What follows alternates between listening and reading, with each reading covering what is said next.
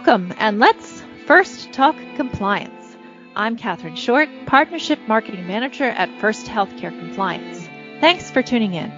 You can follow First Healthcare Compliance on Twitter at FirstHCC or on Facebook and Instagram at First Healthcare Compliance or hashtag FirstTalkCompliant. Active shooter events continue to escalate across the nation.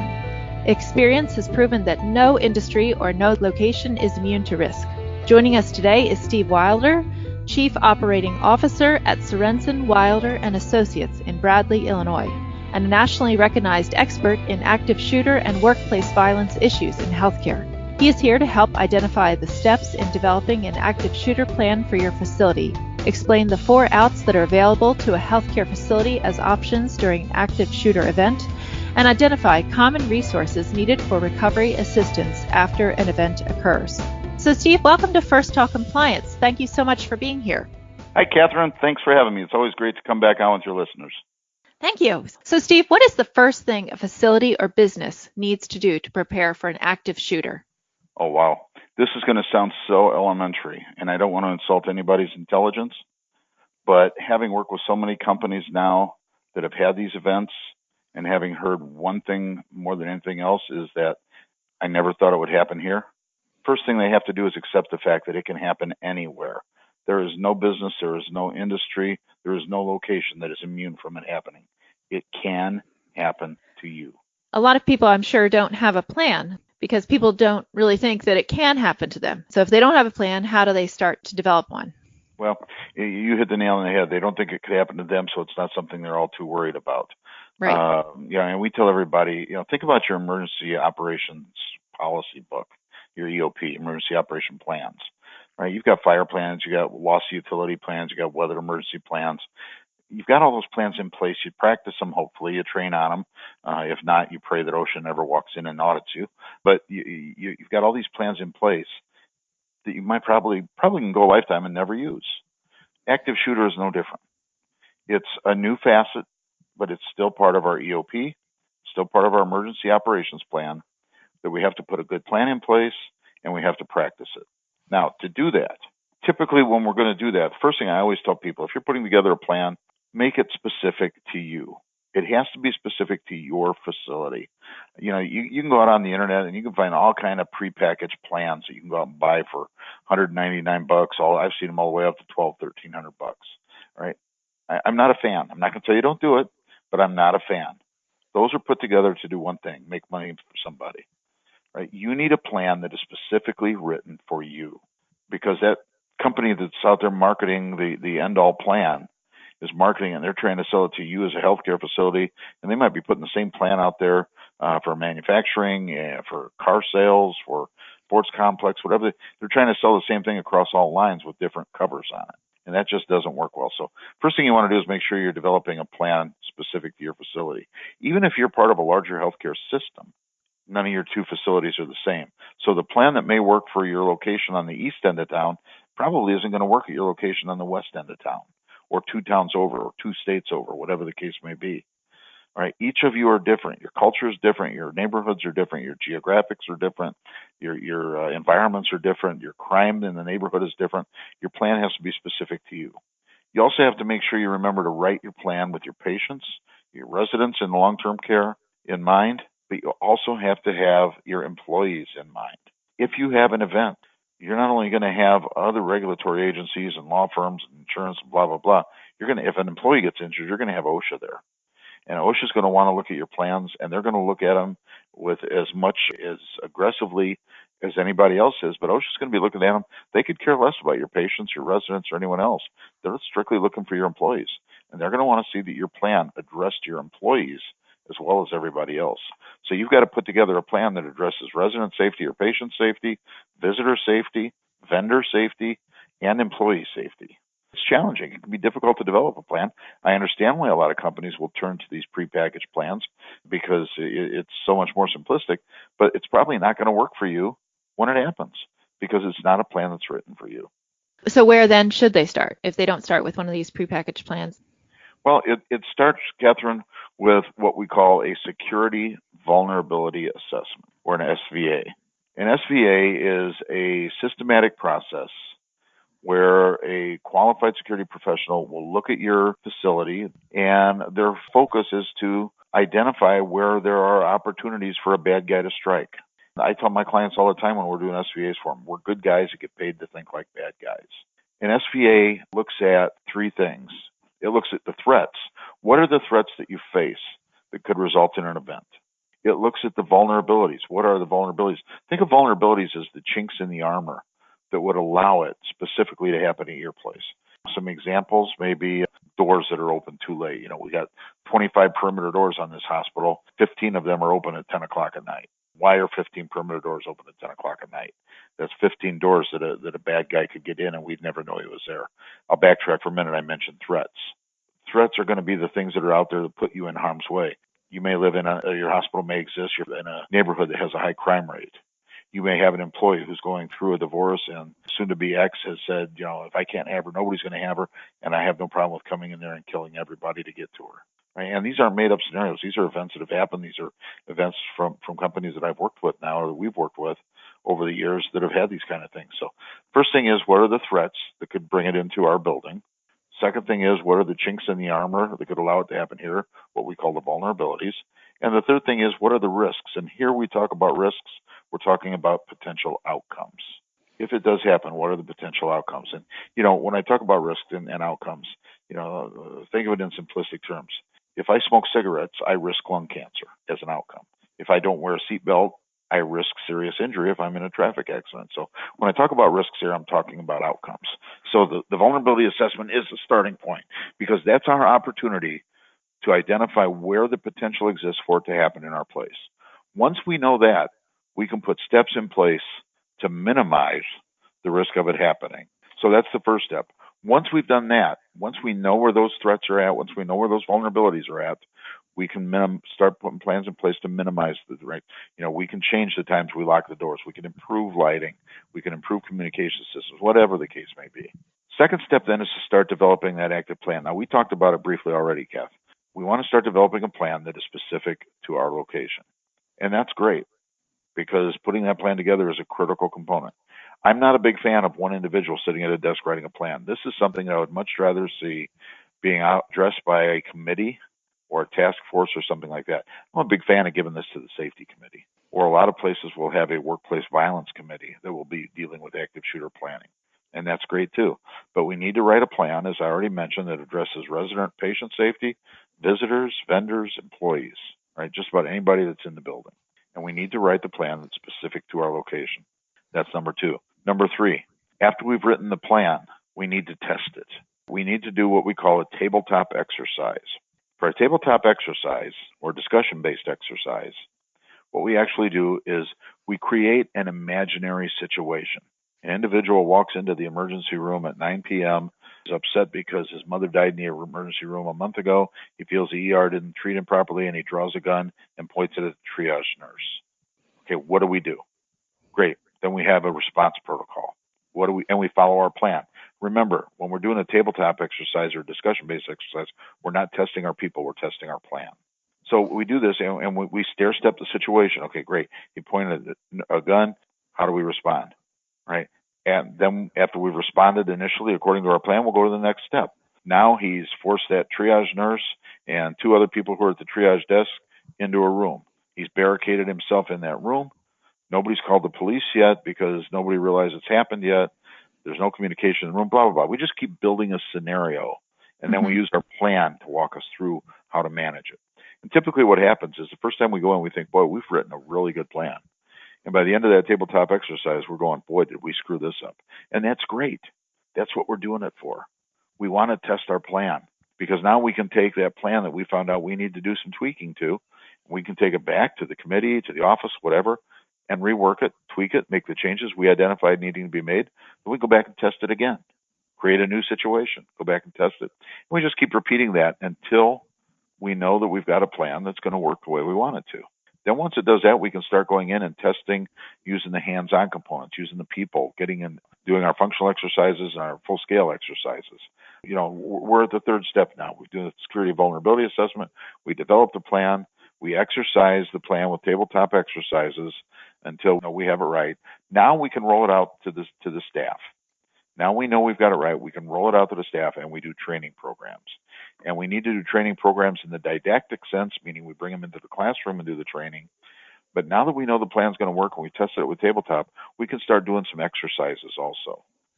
And the exercises, that's the hands-on where we're going to start out. We'll do what we call functional exercises first, where we break it into bite-sized pieces, and we test it component by component. Today we'll test the communications component. Tomorrow we'll test the evacuation component. The next day we'll test the employee accountability component. So we're testing them all one at a time, make sure they work. Same logic again. If it doesn't work, fix it and retest it. And then we can go now to the next step where we can do the full-scale exercise, and that's a community-wide. That involves police, fire, EMS, outside resources, making sure your vendors, your supply vendors, all those people, you don't necessarily have to drag them all into the building, but at least making sure that they know you're doing it and that they are participating, if nothing else, by telephone. And then the final component of it is to build a recovery plan. The recovery plan is there to help us move on after the event. And recovery is the often the forgotten part, Catherine. And just too often, we go in and we exercise and we train. And think about your fire drills. We have a fire drill. What do? I'll walk up to some unsuspecting employee in the hallway and I'll say, "Excuse me, partner, but I'm Steve. I'm the safety guy. And you've just walked into this room and discovered a fire. What are you going to do?" And he's going to regurgitate the fire plan and blah, blah, blah. And he's going to activate the fire alarms, and all the employees are going to come running with a fire extinguisher, just like the plan says. And when everybody gets there, I have a little 2-minute tailgate talk with them about fire safety, and then we send them back to work. We never address recovery.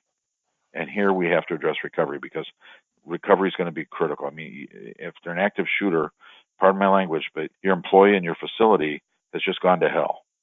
Literally, your employees are broken. Patients are broken. Building is broken. Right. Yeah. We seldom talk about recovery. We've talked about preparation and response and mitigation and everything, but we don't really talk about recovery very much. No, we don't. And it needs to be talked about because, the sun's going to come up tomorrow, but it's going to come up to a different world for you. And again, I'm saying this from experience. I haven't worked with so many companies that have been through this now. What was normal yesterday will never be normal again tomorrow. Normal is going to have to be redefined. The culture of the organization is going to have to be redefined. If we're talking about training, I know that a lot of people are reluctant to train because I know it's scary for a bunch of people. But so if they're reluctant to train, any thoughts on that? Yeah, you got to do it.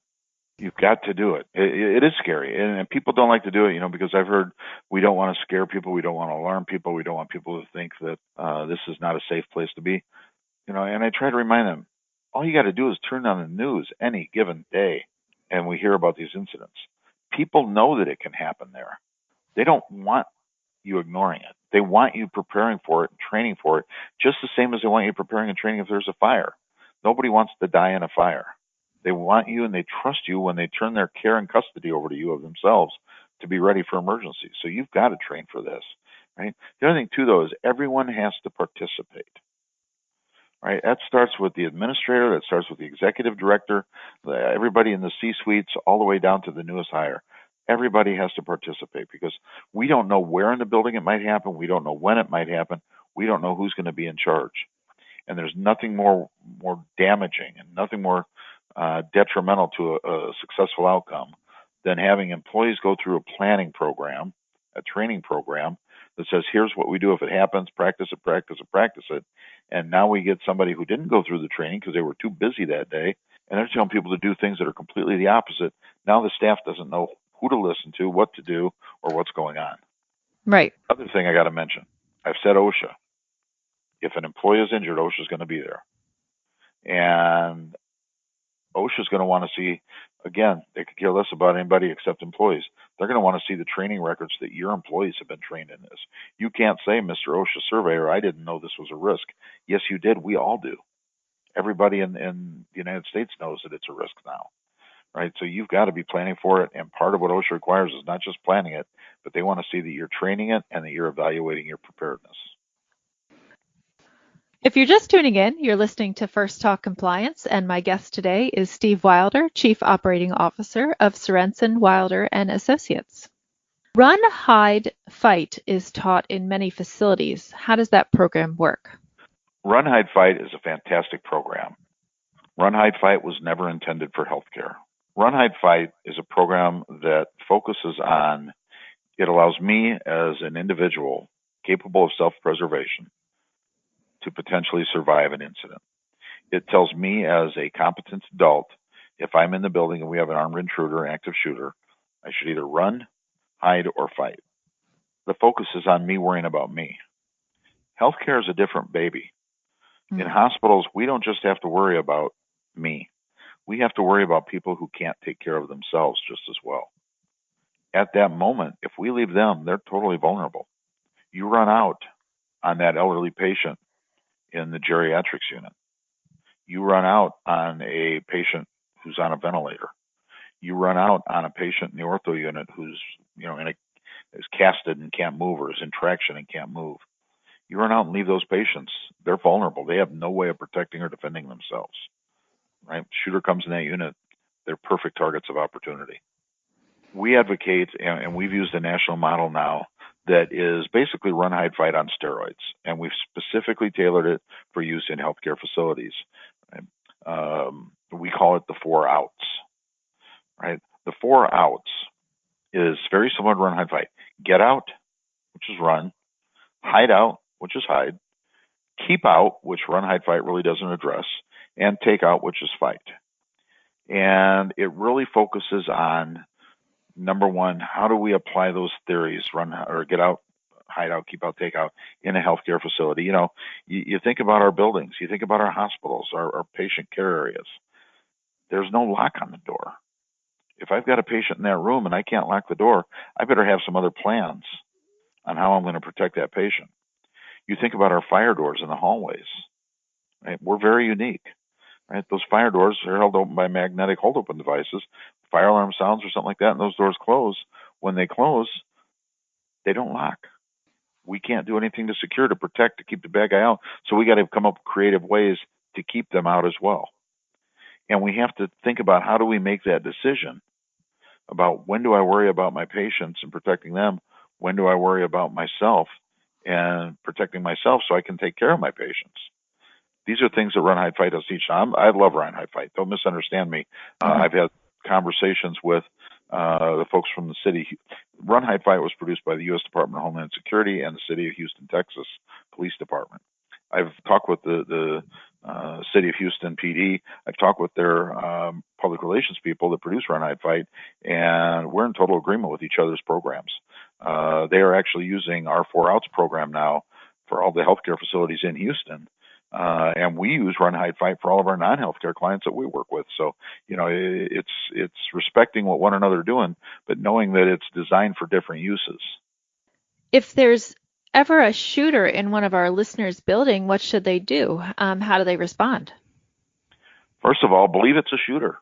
And as elementary as that sounds, Catherine, I've talked to folks who have been involved in these things, and everybody says the same thing.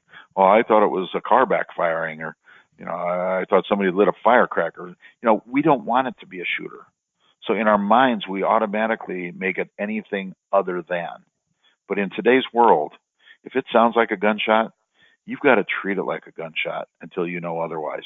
You have to think survival. It's just the world we live in today. I'm sorry, but that's just the reality of it. I'd love to tell you that, assume it's a firecracker. But, realistically, when was the last time somebody shot off a firecracker in your building?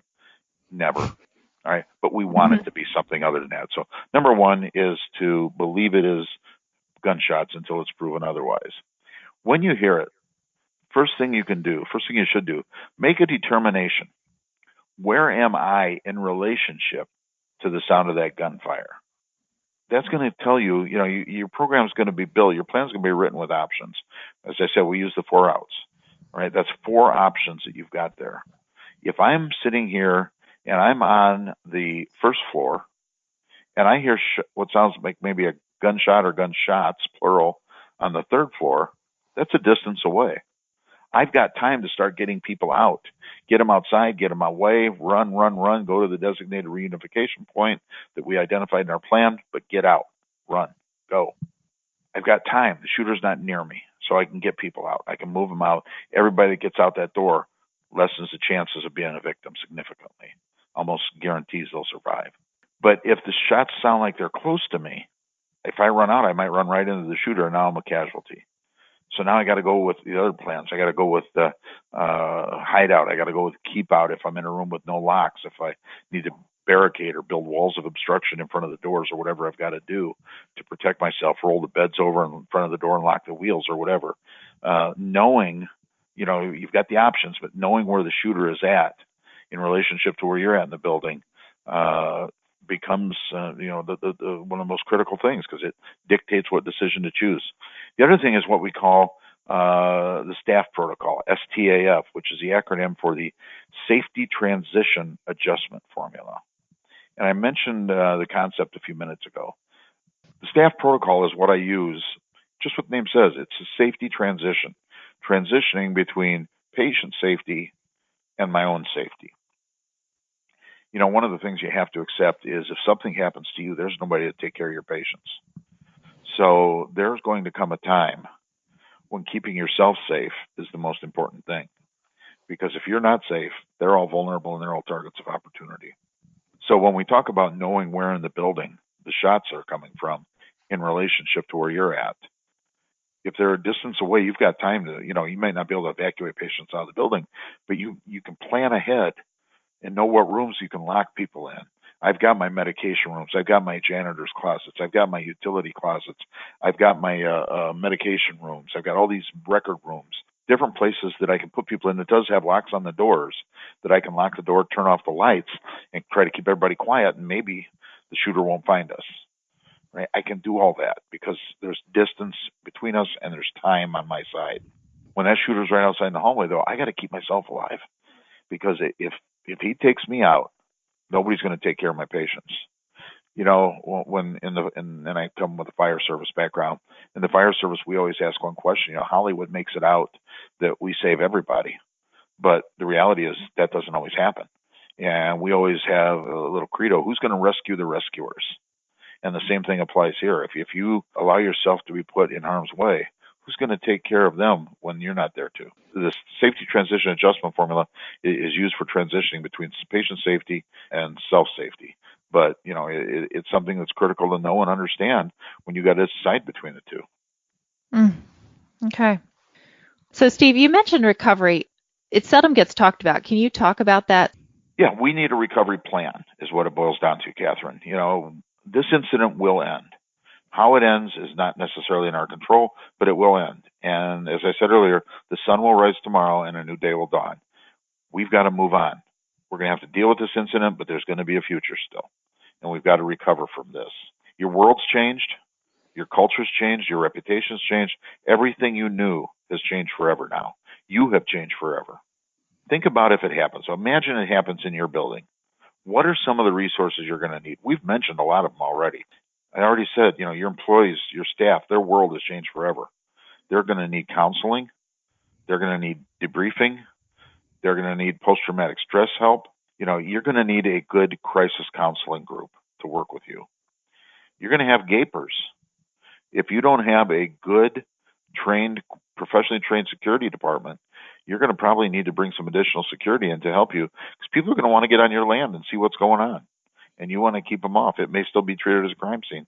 You need to make sure that the people are off, so you may need security. Without a doubt, you're going to be plagued by plaintiff's attorneys trying to get in and pass out business cards. So we're going to need to make sure that everything we do, our defense attorneys are working with us. We're going to want our insurance carrier notified immediately because they're going to want their claims people in. They're going to want their risk management consultants in. They're going to want their lawyers involved as well. We're going to have the media driving us crazy. They're going to want statements. They're going to want interviews. And you better have something to tell them. But you also have to be sensitive because you can't sit there and tell them something that's at the end of the day shooting yourself in the foot. So we always advocate you have a good public relations firm or marketing firm that will work with you on responding to the media and putting together prepared statements. You may have, you could conceivably, after something like this, and I don't want to be obscene or vulgar here, but you could conceivably have a lot of biohazard issues to deal with and structural damage to deal with, where you have to relocate people outside the building. You may very well need to make sure you've got something set up for transportation needs.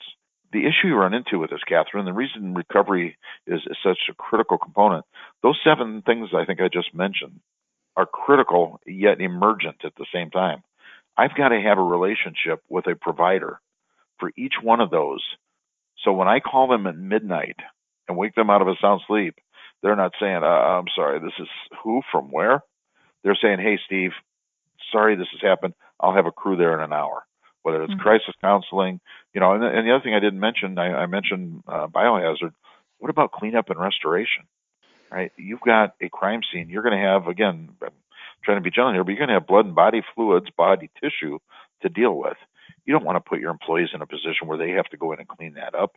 So you're going to need to have a relationship with an outside contractor who does the cleanup and restorations, the service masters, the ACTs of the world that can come in and do the cleanup and put your building back whole again without causing more harm to your employees mentally or physically.